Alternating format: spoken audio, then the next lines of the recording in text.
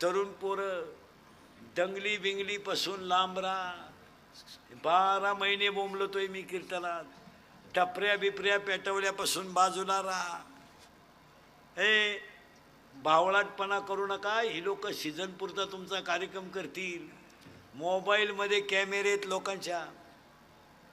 जर तुम्ही एखादी टपरी पेटवताना क्लिपमध्ये सापडले, 10 वर्ष आतमध्ये आहे, ते तर मरू द्या. पण पोरांनो, नोकरी नाही, इथं टपरी टाकायला सुद्धा पोलीस व्हेरिफिकेशन दाखला लागतो.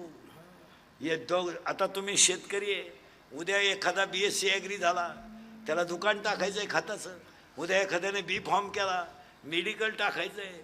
पोरांनो, तुम्हाला भविष्य, मी स्वतः शेतकऱ्याचा पोरा आहे चांगला. इथून पुढचा शेतकरी फक्त शेतीला जॉईंट धंदा असेल तरच जगेल.